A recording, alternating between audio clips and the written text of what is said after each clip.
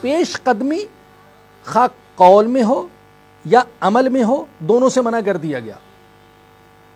قول میں پیش قدمی کہ اپنی بات کو اللہ کے رسول کی بات پر غالب رکھنے کی کوشش کرنا، اپنی رائے کو منوانے کی کوشش کرنا۔ اللہ کے رسول خاموش ہے، تم بولو، آپ کی رائے کچھ اور تم معاذ اللہ محض اپنی چودراہٹ کو منوانے کے لیے اور اپنے آپ کو زیادہ عقل مند اور دانشور سمجھتے ہوئے نبی کی بات کے خلاف بات کرو، اس سے منع کیا گیا۔ اور عمل میں بھی پیش قدمی کہ حضور چل رہے ہیں تو اللہ فرماتے ہیں کہ تم آگے نہ چلو، پیچھے پیچھے چلو۔ دسترخوان پر حضور بیٹھے ہیں تو حضور کی ابتدا کرنے سے پہلے تم کھانے کی ابتدا نہ کرو، یہ ادب کے خلاف ہے۔ اور یہاں سے اس آیت کریمہ سے ان لوگوں کی بھی تردید ہو گئی جو معاذ اللہ یہ سمجھتے ہیں کہ وہ اسلامی شریعت جو آج سے 1450 سال پہلے نافذ تھی اور جس پر عمل کر کے مسلمان اپنے تمام مسائل حل کرتے تھے، وہ شریعت آج کے دور میں نہیں چل سکتی۔ ان کا خیال یہ ہے کہ اللہ اور اس کے رسول کی رائے کو ایک طرف رکھ کر ہی ہم اپنے مسائل اس جدید دور کے اندر حل کر سکتے ہیں، تو ان کی بھی تردید ہوتی ہے۔ اللہ فرماتے لا تقدموا بین یدی اللہ ورسولہ، زیادہ چالاک بننے کی کوشش نہ کرو، زیادہ ہوشیار بننے کی کوشش نہ کرو، زیادہ تیز رفتاری اختیار نہ کرو، اور اللہ اور اس کے رسول کے احکام کو پسے پشت ڈال کر ترقی کی دوڑ میں شرکت کی کوشش نہ کرو کہ یہ چیز اللہ اور اس کے رسول کے حکم کے خلاف ہے، اور یہ ادب کے بھی خلاف، شریعت کے بھی خلاف۔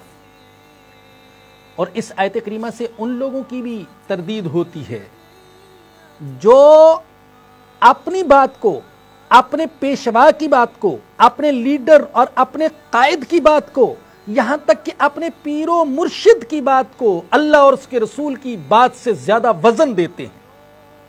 اللہ اور اس کے رسول کے مقابلے میں ہر کسی کی بات کم وزن رکھتی ہے، ہیچ ہے ہیچ، بلکہ اگر کہوں کچھ بھی نہیں تو یہ بھی صحیح۔ اللہ اور اس کے رسول سے زیادہ وزنی بات کسی کی نہیں ہے۔ صحابہ اکرام کی نہیں تھی، ان سے بڑا کوئی ولی نہیں، ان سے بڑا کوئی قطب نہیں، ان سے بڑا کوئی ابدال نہیں، تو کسی اور لیڈر، پیشوا اور مربی کی بات بھی اللہ اور اس کے رسول سے مقدم نہیں ہو سکتی ہے۔ اور اس آیت کریمہ سے شریعت کے جو مصادر ہیں، شریعت کے جو مآخذ ہیں، ان کی ترتیب بھی سمجھ میں آئی۔ شریعت کے مآخذ اور شریعت کے مصادر کی ترتیب کیا ہے؟ سب سے پہلے اللہ کی کتاب، کتاب اللہ کے مقابلے میں کوئی چیز نہیں۔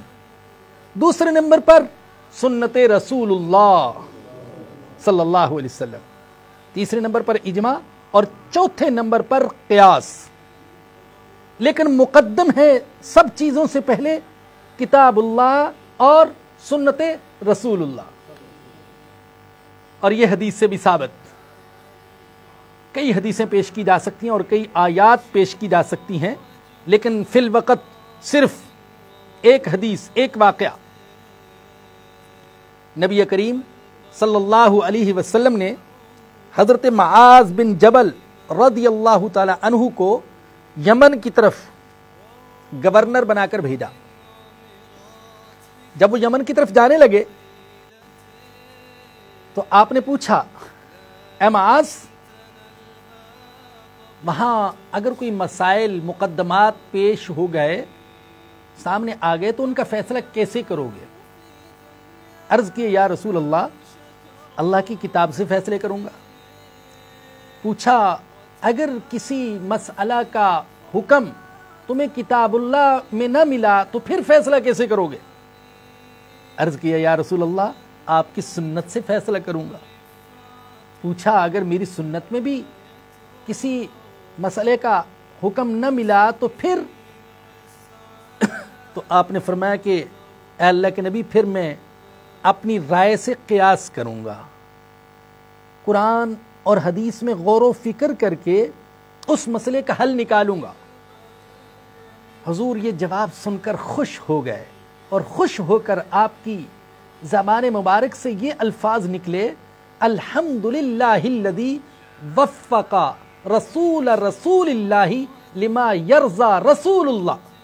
تمام تعریفیں اس اللہ کے لیے ہیں جس نے اللہ کے رسول کے رسول کو، اللہ کے رسول کے رسول کو، آپ اللہ کے رسول اور اللہ کے رسول کا رسول کون ہے؟ اس وقت حضرت معاذ، آپ کا نمائندہ، آپ کا خلیفہ، آپ کا نائب، جسے آپ اپنا نائب بنا کر بھیج رہے ہیں یمن کی طرف، تو آپ نے فرمایا تمام تعریفیں اس اللہ کے لیے جس اللہ نے اللہ کے رسول کو اس چیز کی توفیق دی جس پر اللہ کا رسول راضی ہے۔ اللہ کا رسول راضی ہے اسی بات پر کہ میری امت سب سے پہلے فیصلہ کرے کتاب اللہ سے، پھر سنت رسول اللہ سے، اور اس کے بعد جائے اجماع یا قیاس کی طرف۔